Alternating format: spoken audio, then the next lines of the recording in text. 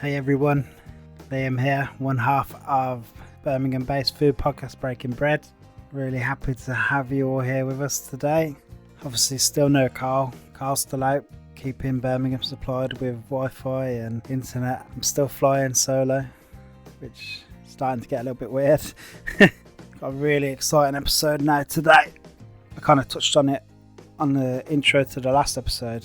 So after 2 weeks of kind of mulling around and sulking and thinking what we're going to do, I decided there was probably a more productive use of my time, and I actually had a kind of bit of a platform where I could actually help either you sitting at home or some of our friends that we've made down the years in the industry, in the hospitality industry, and maybe try and record a few episodes that would be of some kind of use. And I'm really hoping this is one of them episodes that's going to be useful. It's with Michael Buckworth. So Michael Buckworth is the managing director of law firm Buckworths. He's massively experienced in advising startups and high growth companies in a range of sectors, including tech and kind of digital sector and obviously the hospitality sector. For the past 4 years, he's been named Corporate Lawyer of the Year. You can find him spending most of his time advising clients on corporate and commercial strategy, as well as dealing with other issues facing these industries. He's best placed to kind of give us some great advice. So we're talking with Michael today to get him to answer a few questions really about all the government grants and basically to help all you hospitality businesses, specifically kind of sole traders, self-employed, and the kind of small limited companies with like 50 or less employees. We do get a little bit onto the kind of bigger side of things, but only briefly, as I thought most of you listening who we're friends with are probably at the smaller end of the scale. So we try to tailor it and focus as much as that as we could. He does a great job of explaining it to somebody like me I'm not a businessman. I completely understood everything he said, and he's made it crystal clear. It's just full of really helpful, practical advice. I really hope this is of some use to you, and obviously if it is, if you could do us a favour and obviously give us a repost or a reshare and a retweet. And I want this episode to be of as much use as possible to as many people as possible, so help us get it out there. Obviously give us a 5-star rating on Apple Podcasts if you listen on Apple Podcasts. That helps this get listened to by a lot more people as well. I just hope it's of some use and hope you're all kind of hanging in there. We miss you. So ladies and gentlemen, Michael Buckworth. Hey Michael, thank you for joining us. Really appreciate it. No problem at all. I normally ramble quite a lot at the beginning of a podcast, but I don't want to do that this time. As I've said, I think you'd be quite a busy fella, especially at this moment in time with everything that's going on. Yeah. And I really want to make this podcast as useful as possible to as many people as possible. So if we could just start maybe by you introducing yourself and obviously Buckworth. Sure. So as you said, my name is Mike Buckworth. I'm the founder of Buckworths. And we are quite unusual in terms of law firms. So we're a law firm, but we're moderate and unusual because we work exclusively with startups and growth businesses. And what that really means is it's everybody from sort of entrepreneurs who are thinking of setting up a business really almost before they get started, obviously all the way through businesses who are operating, and actually all the way to the end. So when businesses get sold and the founders disappear off and do something else. I guess the sweet spot for us, the bit that we really enjoy, is working with the sort of the early stage companies. And the reason is just because you get so much more access to really cool ideas and really enthusiastic people. And I've certainly found this is very much sort of the fun end of being a lawyer. It's good fun. You could have went 2 roads. You would have went either entrepreneur or lawyer, and you went lawyer, or? Well, it's a good question, that. So I actually fell into law originally almost by accident. I did sort of arts, so history and geography and some language A levels at school, and was thinking of doing a history degree at university. And then one day I woke up in the morning and had this sort of epiphany of like, oh, I should do a degree that's useful. And so, as you do, ended up doing a law degree. And sort of halfway through your law degree, you obviously get pushed to go and do internships with law firms. So they have a sort of a quite a fixed recruitment pattern. And at that stage, I had no idea what I wanted to do. And so you kind of went along with it, went to law firms, did all of that stuff. And when I actually graduated, I still didn't know what I wanted to do, but I had a really good job with a really good law firm lined up. So sort of ended up becoming a trainee, getting qualified as solicitor. And then back in 2011, when I'd been in law for probably, 8-9 years, in big city law firms. So I was a mergers and acquisitions lawyer. So sort of buying and selling, really big listed companies. I kind of knew it wasn't what I wanted to do for the rest of my life. And I had this kind of half idea I wanted to be an entrepreneur and set up a startup. So I quit that job, did bits of stuff with startups and realized that actually running a sort of a startup, particularly with what I was thinking of doing in the sort of fintech space, probably wasn't quite where my skill set sat, but that I really enjoyed the startup space. So, set up this firm and advise startups. So I guess you could call me a kind of entrepreneurial lawyer if we're being generous, maybe. Yeah, I had that feeling, to be honest. That's why I asked, how long have you been going now? Or Yeah, so the firm's been going for, terrifying. I've got eight and a half years now. So yeah, quite a long time. Wow. It's obviously a very different place to when I set it up. So originally it was just me. Now we've got two offices, main office in London, slightly smaller office up in Manchester. Compared to a lot of law firms, we're quite small. We got sort of 15, 16 people, but certainly bigger than it was when I set it up. We're talking mainly because of the current situation, the corona pandemic, and how it's affecting businesses and stuff like that. I'm guessing it's made you a busy man. It's a weird one, actually, but it has. We're crazy busy. Obviously, a lot of the transactional work that we would normally be doing at this time of year, sort of obviously the first day of the new tax year today, obviously a lot of that stuff is not really happening or has been postponed. But we are doing a lot of sort of work helping businesses who are obviously struggling, helping them access the various relief schemes that are out there. And also, ironically, doing all sorts of weird and wonderful stuff that I think clients have. It's the kind of boring legal stuff you put on your to-do list. It's not massively important, but you kind of put it there and one day think you'll do it. We've got a lot of clients who are now doing that. So yeah, we're crazy busy, actually. Is there a reason in particular you wanted to help businesses? Because a lot of the help you've been giving, like you've gave some talks through Eventbrite and some bits like that. So they're not all for your clients. It was open to anybody. So was there a reason why you wanted to do that? Yeah, I mean, I think for a lot of businesses, now is a pretty scary time. And I think pretty heartbreaking as well if, particularly younger businesses where, they're very still much sort of founder owned and managed. Just those people have probably spent the last X amount of their lives completely dedicated on setting up their business. And now, through literally no fault of their own, they can't generate revenue, they can't trade. It's pretty horrendous, I think, for everybody. And so, I think part of it is just helping people understand the reliefs they can access and trying to help people figure out what to do.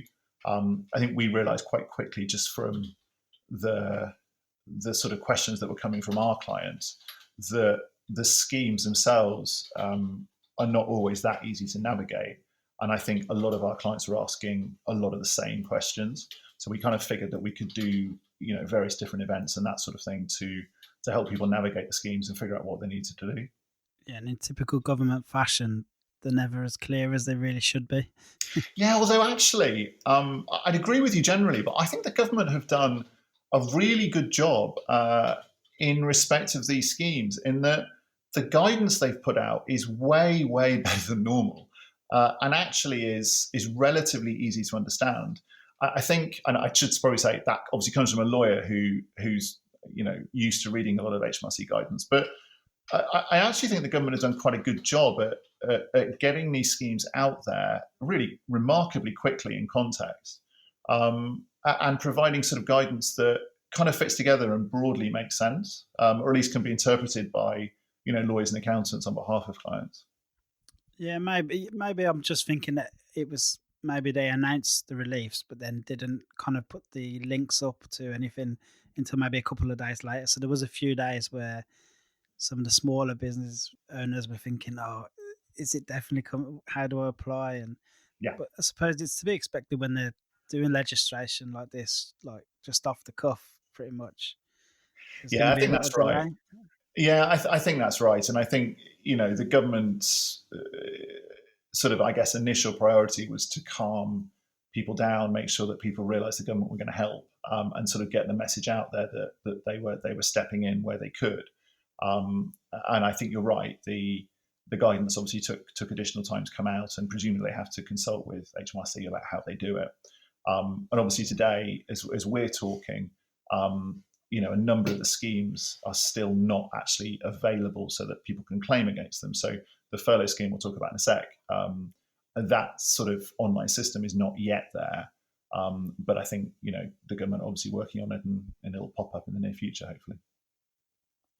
So you said you wanted to help mainly because of the kind of the people who are struggling are the ones that seem to be like the middle-sized companies to the smaller, to the entrepreneur and the sole trader.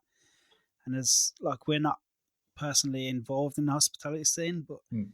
we're very closely linked through doing this podcast, and we've become really good friends with a lot of these people who own their company but also run it like day to day. They're Mm. on the front line cooking at the street food festivals and stuff like that. And that was the reason where I thought I can try and do something to help here. And when I found yourself through somebody else on Twitter, and then I thought, yeah, we could definitely get some advice. So I'd like most of the advice kind of tonight that we'd be going through would probably be aimed at the like smaller limited companies that maybe have like less than 50 employees and the sole traders. Mm-hmm. A lot of them now, their staff will probably be already furloughed, and they're probably kind of wondering now, like, what's the next kind of step? They were probably worried about their staff more than anything, to be honest. So a lot of them I spoke to were mostly worried about them. But Yeah, yeah, if we start by just talking about the job retention scheme, yeah, sure. is that a good place to start? Yeah. Yeah, I think that makes sense. So, I mean, this I think is the scheme that's received the most attention. I mean, primarily because it is, I think, a scheme that's applicable to, a huge number of businesses, and is I suspect very helpful to a lot of people. The way it works essentially is it's designed to really maintain the employment and the sort of the flow of salary to employees whilst the COVID-19 crisis goes on. And the idea is that businesses who have employees who are not able to do any work because there's no work for them to do. So your classic example would perhaps be a restaurant. That restaurant is closed by government order. All of the chefs, the waiting staff, all of those people in that business simply have no work to do. Now, the normal approach, absent government reliefs, would be that you would have to either put staff onto unpaid leave, or you might have to go through a redundancy process and fire them all. And the purpose of this scheme is to help businesses not do those things. So for those staff who have nothing to do, you can what's called furlough them, which is a new concept. You furlough them, so you notify them that they have no work to do. And once you have done that, the government will pay 80% of their salary up to a maximum cap of £2,500 a month to them for the duration of the period in which they're on furlough. And currently, the government have got that scheme in place for 3 months from the beginning of March. 3 months from the end of March. So that's kind of the idea of it. Yeah. I think the wrinkles in it are in a couple of places. So the first one is that it only applies to employees who have no work to do whatsoever. So you can't put people on a furlough who've just got a reduced workload. So only people who have nothing to do. Yeah. And I think the second wrinkle is that It applies to employees who were employed as at the 28th of February. So anybody who was retained and taken on after that date isn't eligible for the scheme. So it applies to most employees, but not all of them. What about a business who wants to lay off employees? Can they still do that even though they've been furloughed? Yeah, they can, and I think the difficulty for businesses is probably it's when the furlough period ends in the main. So I think a lot of the hospitality industry clients that we are speaking to are concerned about what happens when they're allowed to start trading again, because obviously there is a sort of a setup cost. So there is an expense that they have to pay in order to reopen their businesses and get back up and running. Yeah. So for a restaurant, they have to buy food, they have to get all their supplies in. That may require them to actually pay any arrears that are due to suppliers before they can reorder. They potentially may have to pay up to date, rents and this kind of stuff. So there's an actual cost of them getting up and running. And I think a lot of hospitality industry businesses are concerned about how they are going to be able to open their sites, and perhaps if they got loads of them, how they're going to be able to open all of them. And they're concerned that actually once they get to the end of the furlough period, they may not be able to pay the full salaries of employees going forwards. And so what we're seeing is a lot of sort of businesses worrying about that. And I guess the problem is if you wait until the end of the furlough period and then you decide that you're going to lay off staff, you have to pay their notice period. So you would have to pay out their contractual notice. And depending on the length of that period, potentially some businesses that's a month, potentially 3 months of salary they're going to have to come up with. So what a lot of businesses are doing is actually looking now at what staff, if any, they're going to have to lay off, and actually serving notice on staff that they expect to not be able to retain. And the way they're doing that is saying to them, look, we'll put you on furlough. We're giving you notice today. Your notice will start to run whilst you're on furlough, and it will expire at the end of the furlough period. So it gives employees an ability to sort of manage that notice period whilst people are on furlough. And I think above and beyond that, putting people on furlough doesn't impact on the ability of employers to, terminate their employment. If you've got somebody who commits gross misconduct, although possibly difficult to imagine how they do that whilst they're on furlough, but you've got a reason to fire somebody, you can still fire them whilst they're on furlough. That's absolutely fine. So you can change their contract, and could you make them part-time or something, like change their hours from full-time to part-time or zero? Yeah, so that sort of depends on what the employment contract says. For most employees and most employment contracts, you won't have a right to do that. And so in that circumstance, you would either need to get the consent of the employee to change their contractual terms, or if you're going to do it to a large number of employees, you would probably have to consult. So, employment law sits across the top of all of this. And employers do need to remember to comply with employment law in anything that they do. And I think probably if you're thinking of significantly changing the terms of employment of people, I'd suggest having a talk to a lawyer, because if you get it wrong, you're potentially making people redundant. You're potentially running into sort of unfair dismissal claims, those kinds of issues, which could be a lot more expensive than talking to a lawyer in the first place. Yeah, definitely. So it's pretty much similar to if it wasn't kind of Corona time. It's just follow the same procedure basically. Yeah, I think the crucial thing is that just because of this COVID-19 crisis, it doesn't get you out of employment law obligations. They apply to businesses in the same way as they always would. And I think that's something that everybody should be aware of, and everybody should make sure they do their best to comply. We said that a lot of our listeners would be kind of directors or founders of these businesses. Can they apply for it? Or yeah, they can. So directors and officers who are paid through PAYE, so the pay-as-you-earn system, whether or not they are, or they view themselves as employees or not, if they're paid through the PAYE system, and they were recorded on that system as of the 28th of February, they are able to furlough themselves. Now, actually, interestingly, HMRC put out some guidance, some further guidance today on furloughing for directors and officers to provide a bit more clarity about how that works. And the reason they put that out was because lawyers, people like me, were worried about whether directors who were placed on furlough, bearing in mind that people on furlough are not allowed to perform any work for the business, whether they would still be able to comply with their directors' duties. Obviously, directors have ongoing duties under the Companies Act to monitor and ensure that the company continues to act in a way that is compliant with the law. We were concerned that that obligation may make directors ineligible for furlough. The good news is HMRC put some guidance out today, which makes it clear that that is fine. So continuing with directors' duties and making sure that the business is compliant, that's fine. It doesn't stop a director being on furlough. What they can't do is they can't get involved in revenue generation, marketing activities, that kind of stuff. Are businesses able to apply for this right now, or is the money coming through to businesses, and does the business still continue to pay the employer as normal? Yeah. So the furlough scheme, the actual claim system isn't yet up and running. HMRC are developing that at the moment.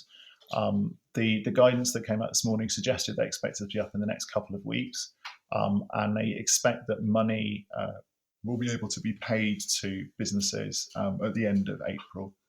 So I think that's the sort of target timeline. As far as whether there's a link between the obligation to pay salary to employees and the government making the money available, in legal terms, there isn't. So I think the important point here, it isn't that the government are paying the employees the 80% of their salary. The employer has the obligation to pay the employees. If employers apply for the furlough scheme, HMRC will make a payment to the employer, which they will have to pass on to the employees. So you're quite right in your suggestion. If the money doesn't come through from HMRC, before the end of April, then there could be a sort of cash flow issue for businesses who have an obligation to pay furloughed employees' salary, but don't necessarily have the cash to do it. And potentially that's where some of the additional grants and perhaps the coronavirus loan schemes come in to help them with that sort of cash flow shortfall. Obviously, cash flow seems to be the most important thing at the minute. Some of the things they're going to want to know what they can and can't pay. What about businesses looking about rent? That's rent's due. Do they have to pay it? Yeah, so unfortunately, there's nothing that protects businesses really from the obligation to pay rent. One of the unfortunate things about leases, particularly obviously leases, property contracts, is that they're tied to the landlord making the property available for occupation and not to the ability of the business to carry on its trade. And so for most hospitality businesses, the fact that they're not able to generate revenue and the fact that they're not able to open doesn't get them off the hook for paying the rent. The only exception to that is the circumstance where people have got a unit in, let's say, a shopping centre, and that shopping centre has closed entirely and is not allowing the owners of businesses to access their premises.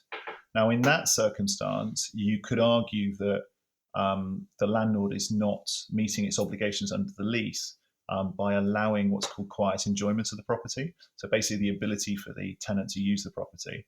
And you could potentially go further and argue that actually the lease is frustrated, which could potentially allow the tenant to terminate the lease. So I think that slightly niche example of that sort of shopping centre that's closed is probably the one example where people can get out of paying their rent obligations. And actually we've seen it with a couple of the sort of big shopping centre providers. They haven't necessarily acknowledged that they're not entitled to charge the rent, but they have been giving tenants rent holidays as a result. So that's kind of the legal position, which is obviously not great. The small things that potentially help. The government announced, I think last week or perhaps a couple of weeks ago, that they would prevent commercial landlords from forfeiting leases as a result of tenants not paying their rent during the current 3-month period, so March onwards. Now that on the surface sounds great, but the problem is that all it means is that landlords can't forfeit, so terminate leases. It doesn't seem to mean that they can't pursue tenants in other ways. And so what we've seen in the London market is some more aggressive landlords effectively saying to tenants, if you don't pay your rent obligations on time, we'll present winding up petitions to have the company wound up.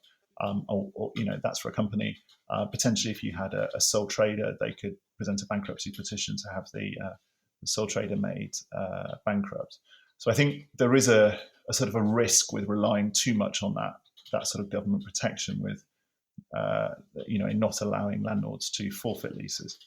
Of course, what I'd suggest is talking to landlords, trying to negotiate with them, trying to get a reduction of rent, or if that's not possible, a delay, a payment plan, if you like. I think the difficulty is that different landlords have different cost bases and different problems here. Small private landlords are probably struggling, or would struggle if they weren't being paid rent as much as the rest of us, because they may have mortgages to pay. They may need the rent to support other things that they're doing, paying mortgages, all that kind of stuff. So it might be very difficult for them in practice to agree to waive rent or even to delay it. But obviously, you can only sort of get a feel for that if you talk to landlords and see what they've got to say for themselves. Yeah, they can't all be bad. Yeah, exactly. And I think I kind of expected actually that the bigger landlords would be more lenient, and I don't think that's necessarily been the case. Some landlords I think have been quite cooperative, have agreed payment plans whereby they still get the full amount of the rent in the long run, but they're allowing tenants to defer payment for periods of time. A lot of landlords who've got rent payable quarterly have been allowing tenants to pay monthly, just to sort of help them manage cash flow and avoid bigger sort of payments in one point in time. And some landlords have not been cooperative. I think all you can do is talk to landlords, try to find a compromise that gets as much flexibility as you can, whilst balancing the needs that the landlords have. My advice to clients has tended to be, if you're not getting anywhere with reduction in rent, then try and just agree a payment plan. So you acknowledge you have a responsibility to pay all the rent that's due, but you ask the landlord to be given a little bit of forbearance and pay it over a slightly longer period. Yeah. So if you are unfortunate enough to have one of them landlords, and obviously that's a dead end for you to keep in hold of some of your cash flow, there might be some other kind of relief from the government. I've obviously read about the business rates relief and grants. So about that. So I think the really good news for hospitality, leisure and retail businesses is the business rates relief that the government have announced. So this was initially capped at businesses that had a rateable value of £51,000 or less, but it has now been extended to everybody. So if you fall within those sort of sectors, your business rates should be zero for the entirety of the current tax year. So that's potentially really great for a lot of businesses. What I would say is it's definitely worth businesses looking at the actual guidelines on this, specifically because the definition of hospitality, leisure, and retail is way, way, way broader than a lot of people would think.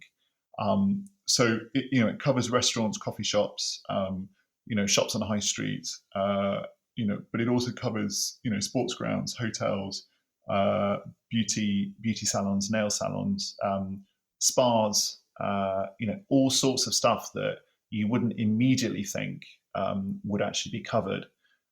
The huge flaw in the definition is that it doesn't cover solicitors, which, as you can imagine, is a tragedy that that does need to be resolved. But yeah, it doesn't cover solicitors, doesn't cover other sort of professional, architects, accountants, that kind of stuff. But actually, it covers a lot of other businesses. So people who are not, who perhaps think they're not covered by this scheme, check the definitions on the HMRC website and make sure that you're definitely not covered, because it is a pretty broad definition. So how exactly does it work? The rate itself, the rates relief work? Yeah, so people don't need to do anything. Local authorities will write to businesses that they believe qualify to reissue their rates bill, and if necessary, give them credits for any rates that they have paid already. A lot of local authorities have already written those letters, so we're aware of a huge number of our clients have already had those letters. I think businesses who haven't received them in the next couple of weeks, it's definitely worth going through to the local authority and asking, what's going on, why you haven't received it. It may be that they haven't done anything yet. It may be they haven't realised you're eligible. So if you haven't got anything in a couple of weeks, definitely go back to the local authority. And are they taxable? It's a good question. The actual rates relief itself wouldn't be taxable, but if we go just back to that furlough scheme we were talking about, the payments that HMRC pay for that 80% contribution, that is treated as income. So those payments would have to be declared as income in the corporation tax returns, or the tax returns that people are doing for this tax year. And potentially they'd have to pay tax on them. And the good news is that the normal rules around deductions, so obviously paying salary and employment costs is a deductible allowance, a deductible amount. So you still get those deductions. But yeah, furlough scheme taxable. Rates relief, it's not. You're just not paying the rates. That would be a big help, actually, for a lot of the ones listening to this, especially. The only thing I'm a bit nervous of, it says grants. That makes it sound like it's repayable. Yeah, so that's business rates, and then the grants. There's two different grants available depending on the rateable value of the businesses. And as you say, these grants are a slightly weird term for it. So the first thing to say is they're not repayable. So that is obviously great. Businesses don't have to repay them. They're not loans. They are they're non-refundable grants. But the second thing to say about them is they are taxable as income. So you're going to have to pay tax on the money that you receive. So there are two grants available. The first one is for 10,000, and the second one is for 25,000. Basically, the way that those grants are judged is based on the rateable value of the premises. So if you have a premises with a rateable value of up to, I think it's 25k from memory. Let me have a quick look. Yeah, so if you've got a rateable value of up to 15,000, then you're entitled to a grant of £10,000. And if you've got a rateable value of 15,000 to 51,000, then you're entitled to a grant of 25k. Now, for businesses who aren't sure what their rateable value is, if you just go onto Google and just search for sort of find my rateable value, it will take you to a gov.uk website, pop in your address, and then you can search through and find the registration for your property, and it will tell you what the rateable value is. So that's kind of the best way to figure that out. Those are sort of two grants available. This is the grant that's commonly referred to as the small business grant. So those are what I think are called the retail and hospitality grant schemes. There is then as you say, a small business grant, which is a £10,000 grant, and that's the same kind of concept, but it is slightly different. So this basically applies to businesses that pay either no business rates or a small amount of business rates. And what generally that means is they're on one of the current rate relief schemes. And there are effectively three relief schemes. The first one is the Small Business Rates Relief Scheme. That'll apply to a lot of smaller businesses, particularly in the retail and hospitality space. There's then the Rural Rates Relief Scheme, which is primarily for, as you'd imagine, businesses sort of operating in the countryside and doing rural-related stuff.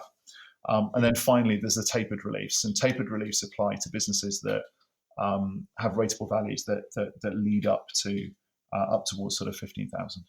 So for people who fall under those three reliefs, they can get that sort of 10,000 small business rates relief grants as well.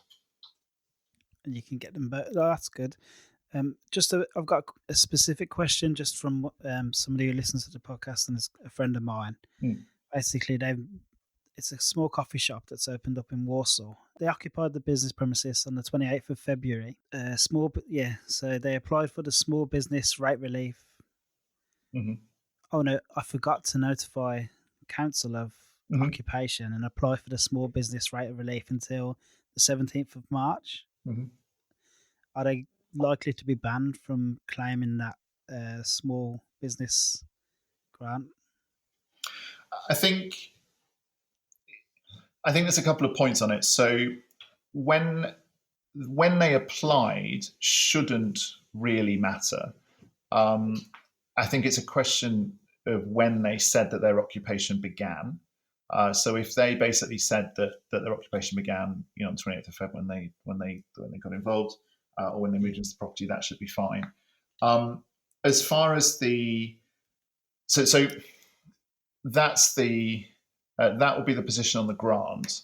I think the best thing to do there would be to go through to the local authority, see if they have processed the request, and check what date they have got down as the date of occupation. If they haven't got the 28th of February, it's probably worth changing it and providing any evidence required to support that position. Local authorities have got a little bit of wiggle room on this one, and I think probably for the grant they might argue this is a little bit of a sort of a residual grey area. But I think it's definitely worth pushing them if they're not coming out with the right decision, challenging it, appealing it. I think definitely worth pushing that one. As far as just the standard business rates relief are concerned, the 28th of February isn't a qualification date, so they should still be entitled to the rates relief if in any other way they qualify. Oh, brilliant!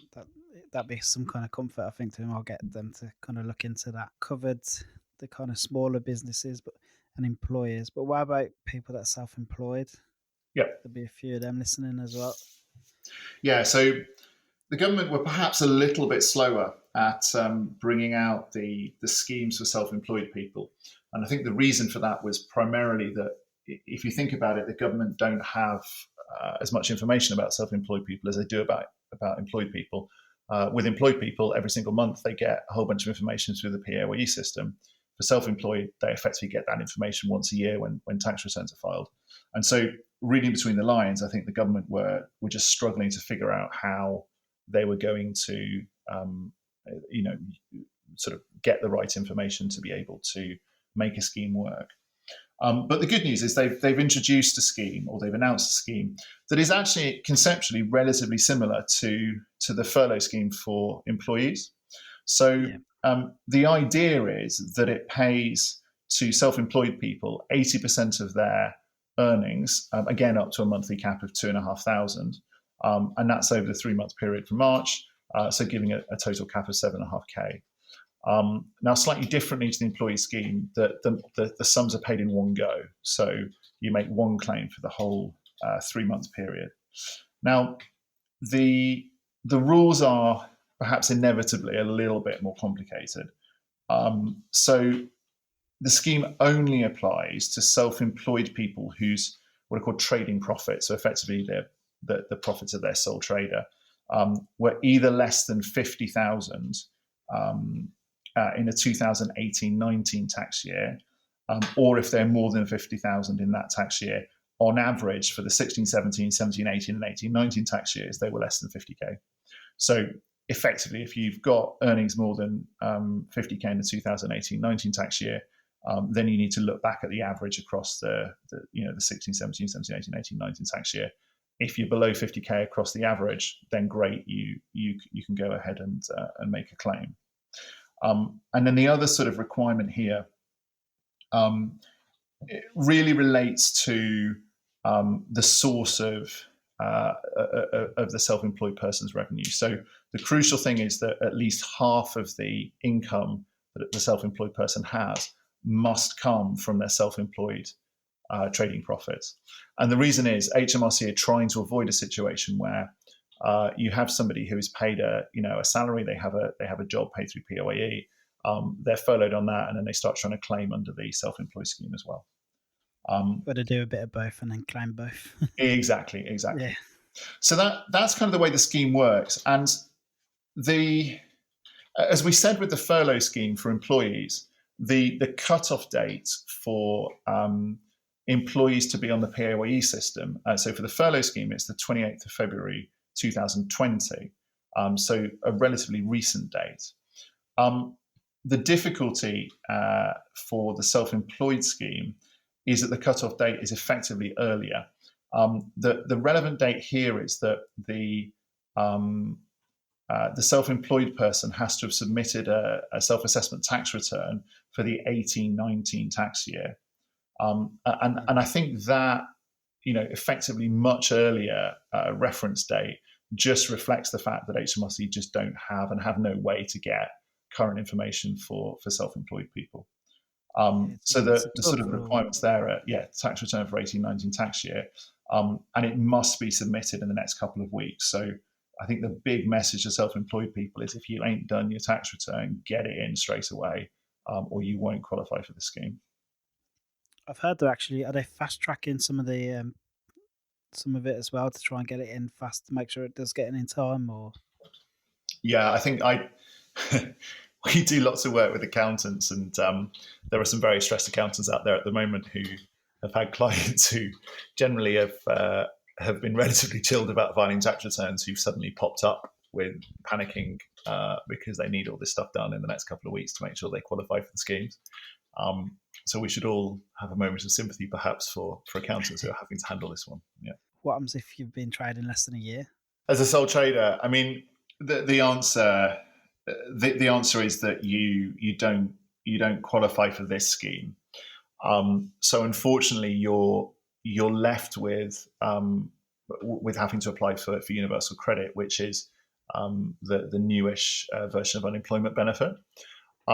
Now, the good news is that the government introduced, in the context of the coronavirus crisis, a special version of universal credit for self-employed people, and that is, and they've also increased the level of award for universal credit by £1,000 a month. So it is, it's much more generous than it used to be.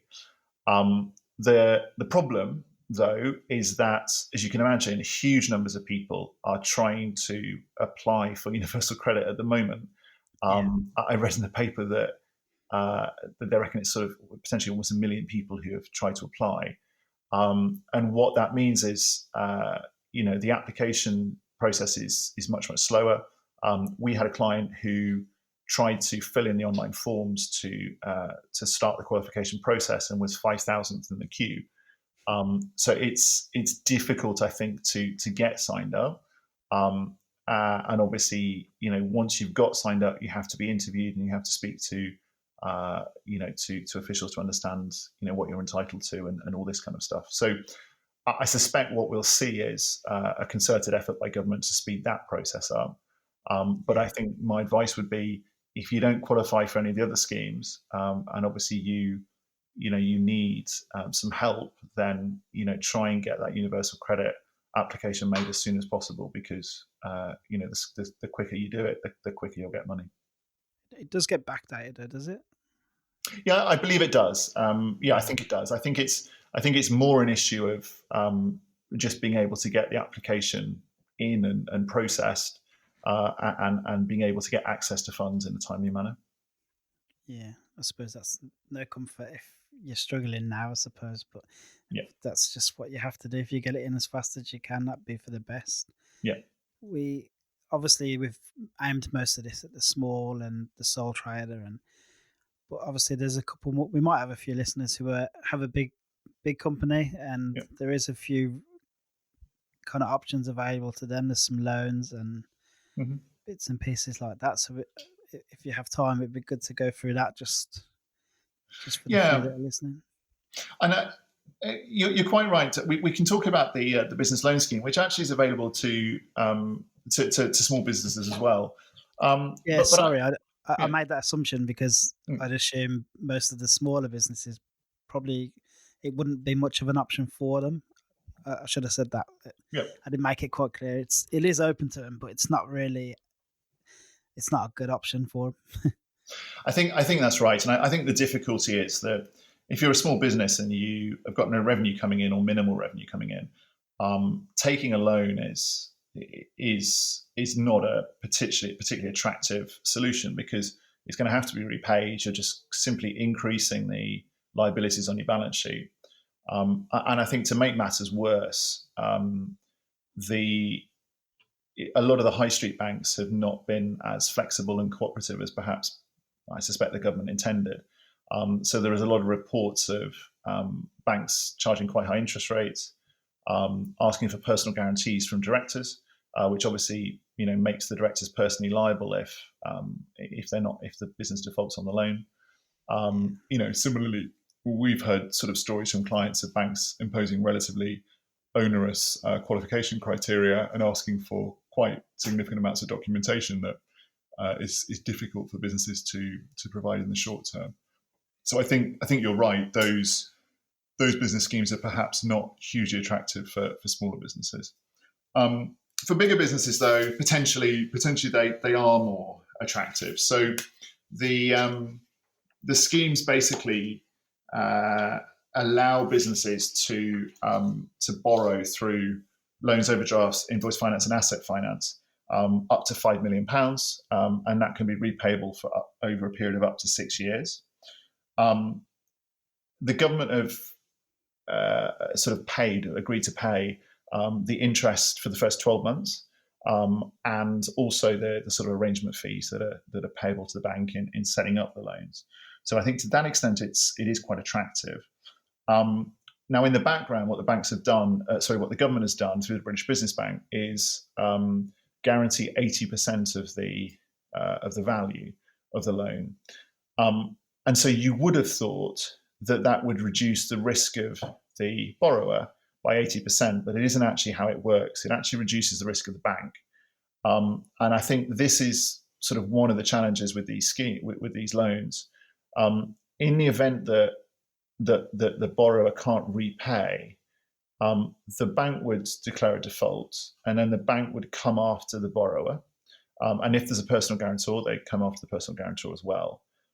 They recover as much as they can from the borrower and any guarantor. And then they make the claim for any excess against the government. So it doesn't really impact the risk for the borrower. It impacts the risk for the bank. So that I think for me, I don't see these loans as being hugely attractive. But I think you're right. Bigger businesses may be more able to take on that risk and better able to sort of fund it in the long term. And in fact, they might actually view a 12-month interest-free period as cheap borrowing and worth doing. I can't help but think that maybe businesses are going to end up having to pay for this further down the line, maybe next year or something. Do you foresee like a VAT increase or? I just think it's inevitable. I mean, the government are stumping up really unprecedented amounts of money, and that is coming at a time when their tax receipts are going to massively fall because businesses aren't trading. And just common sense says that the government are going to have to, recover that money somehow in the short to medium term. And I think logically that equals tax rises of some kind. It is difficult, I think, to see how on earth the government can avoid tax rises, bearing in mind how much money is being pumped into the economy. How they do it and where the tax rises sit, I've no idea. But I think tax rises are probably going to be certainly in the future. I think the difficulty for the government is I see two very big decisions for them. The first one is the balance between keeping the economy closed in order to protect the health of the British population and to protect the NHS and make sure that it doesn't get over over capacity. So that sort of priority against the increasingly urgent need to get the economy up and running again. And I think that's an incredibly difficult balance for the government to make. And it's probably, that's the decision that whatever they do, they're going to get criticised for, because, everyone's going to sit there in the future and say they opened up the economy too soon or they left it too late. So I think that's one difficult thing. And I think the second thing is just around at what point, or what do they do, and at what point do they start trying to recover the money they paid out? Because presumably we're walking into a form of a recession. And I think if they start taxing or increasing tax rates too soon, they run the risk of extending that recession. If they leave it too long, then we potentially have remarkably high borrowing. So I think it's going to be interesting seeing what the government do over the next couple of years. But certainly we're going to have to pay this money back somehow, yeah. Yeah, I got that feeling. That was more of a personal question than for anyone else. That's the only way I could see it going. But I don't really want to finish the podcast on something so doom and gloom, to be honest. Was there anything else that I think it feels like we've covered quite a lot? I think the sort of the last sort of topic I would actually sort of talk about would actually and potentially counterintuitively be around raising equity investment from private investors. Now, it seems to me that businesses, as we said earlier, are going to need cash to sort of reopen and get up and running and back to normal. The government have done a pretty fantastic job, I think, of providing, all of these reliefs to keep businesses alive and to make sure that, employees and self-employed people are paid whilst the economy is shut down. But I think that going forwards, it's going to be quite difficult for the government to provide that sort of those cash injections to help businesses get up and running. And to me, that's potentially where the private sector comes in, and angel investors, so individual investors with some money to burn. I think there's an opportunity for them to come into the market and help small to medium-sized businesses who need that cash flow to get up and running. And certainly what we've been saying to clients is, don't leave it until you need the cash, until you want to open your doors again. Actually get out there now, talk to people, try to get those conversations going, and try to get some investment in the door, because that, I think, is going to be hugely important. And I think, let's be honest, a lot of businesses who are now in trouble are businesses that are fantastic businesses. They've done really well. They were profitable businesses. They were growing. The only reason they're in trouble now is the coronavirus crisis, which is completely outside of their control. Those businesses have an awesome story to tell. And I think going to investors and talking to investors now and saying, look at our history, look at what we've done. We need 50, 100, 200K to get back up and running. Let's have a talk about commercial terms. I actually think that those conversations should go quite well. Yeah, that's good. It's good advice to be a bit proactive about it now before you really need it. So if you've gave plenty of really good advice, and you've really helped. Well, you've helped me understand it. I'm sure you'll help a lot of our listeners understand it. If they wanted to talk more, would they be able to call and speak to a consultant at Buckworth? Or of course. So absolutely. I think 3 ways to sort of get in contact with us. The first thing through the website, so buckworths.com. on the website, we have an insight section, which has got various different articles on relevant areas of law, and actually specifically an article on the furlough scheme and a broader article on the different government schemes available through the sort of COVID-19 crisis. Second way, by all means, drop us an email. Best email address is office@buckworths.com. That'll get picked up by one of my team, and we can sort of get a lawyer talking to you about any issues you've got. And finally, of course, if you want to give us a call and have a chat to somebody, best number is 02079521723. And all of that stuff can be found on our website anyway.